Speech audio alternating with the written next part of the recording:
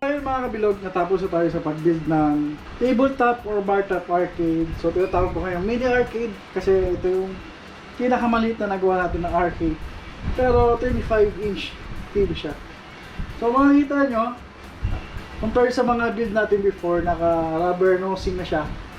Yung gilid niya, ayan. So mas malinis tignan at elegant na siya tignan. And then, ang ginamit natin Pandora is esports. So sa mga interested dun sa mga classic games or sa mga 80s, 90s, 20s games, mga old, para sa itong arcade na to. Pero kung ang hanap mo is modern, huwag mo nang tapusin kasi hindi ka magiging interested. Para lang to sa mga retro classic gamer. Sa mga games naman natin mga kabilog, wala naman nagbago, ganun pa rin naman. Kung pipiliin mo is yung Pandora Esports, meron siyang 8,155 game or yung second variant na 8,000 games Pandora EX.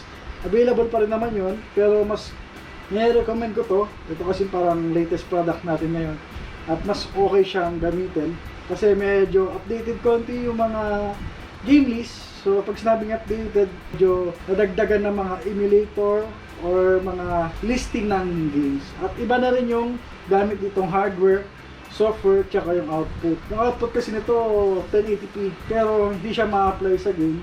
Magagamit siya sa home menu. Tulad nito, 1080p yung display nito. Depende dun sa games pa rin. So kung yung games mo is sobrang luma na 80s, 90s, huwag kayong mag-expect na sobrang linaw. Siyempre kung ano yung games nung panahon ng retro tsaka classic, so yun yung graphics na. Anyway mga kabilog, ano ba yung pinagkaiba dito sa regular tsaka tabletop? Ang advantage nito kasi mga kabilog, mas madali siyang buhatin, magaan, pwede mo siyang ilipat-lipat kahit saan, compared sa regular kasi mabigat yun. Nag-aaround ng 30 to 40 kilos kasi yung malaki natin maabot ng 45 kilos yung 32 inch. So ito, kaya mo tumuhatin mag-isa, magaan naman itong mga kabilog. At ipapatong mo lang siya sa lamesa. Kung masikip yung space mo sa inyo, pwede itong arcade na to, ipapatong nyo na sa lamesa. Kung may lamesa kayo, ipapatong nyo na lang. And yung coin slot pala nito, nasa right side, kung uhulugan nyo. So, acceptable naman lahat yan. Piso, 5, 10, 20, bago tsaka luma. So, ina-accept nyo yan. Then, timer based tayo. Hindi ko inaalaw yung game over type kasi magkahalo kasi yung games ng game over tsaka timer. Baka malito yung mga maglalaro, bakit ganun, per lives yung ibang games, yung iba is timer. Isang setup na lang, timer na lang lahat. So depende sa inyo, pwede nyo namang i-config, meron naman tayong video kung paano i-config, kung gusto mo i-activate yung game over type nito o yung credit type, pwede mga kabilog. So papakita ko na sa inyo yung gameplay para makita nyo naman yung actual unit natin. So maglalaro tayo ng Tekken 6. Default nito, piso 3 minutes. So lalagyan natin ng coins. Yan, piso 3 minutes. Maglalaro tayo ng Tekken 6. So makikita nyo na napakalinaw ng game nito kasi nga PSP version na siya. Mga late 20s na kasi itong games na to. Kaya malinaw yung graphics.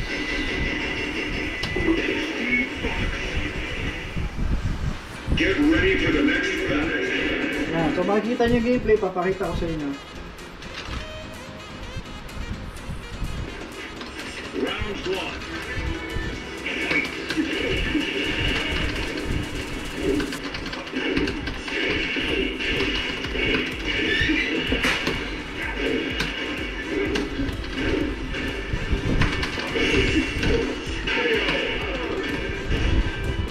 Round 2.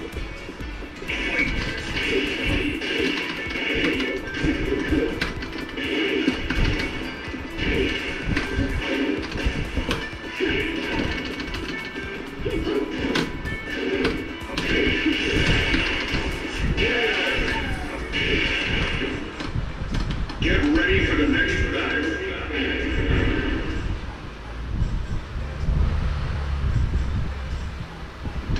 Round 1.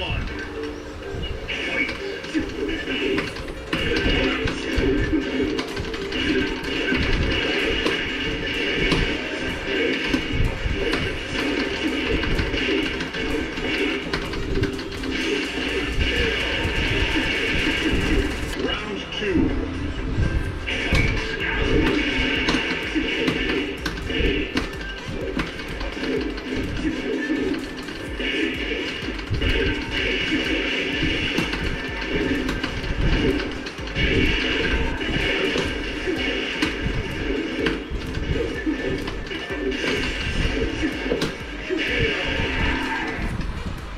You win.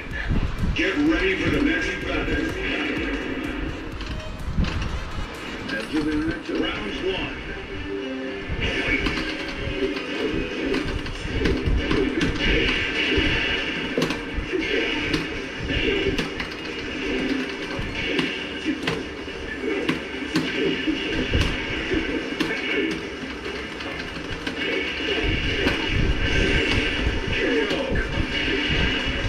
Round 2.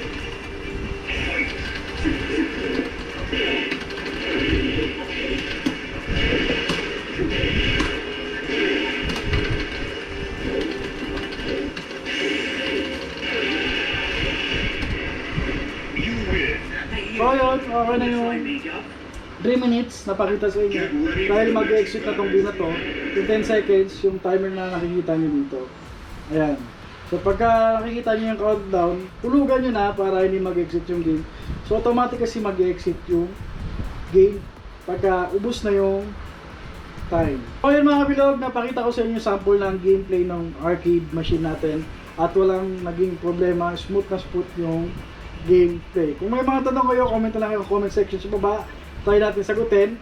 Tinatry kasi natin maging unique builder sa ibang build. So tinatry ko every build ko, may ina-update ako, may dinadagdag ako, or may na-upgrade ako.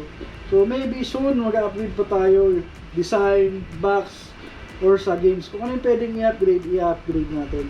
Anyway mga kabilog, kung interested ka rin naman sa Gen Z, yung mga modern, kung gusto mo talaga ng mga modern games, meron tayo Tekken 7, Tekken 8, mga bagong games ng Nintendo Switch, meron tayo yung Mario Donkey Kong, Super Mario Wonder, Prince of Persia, meron tayo sa Gen Z build.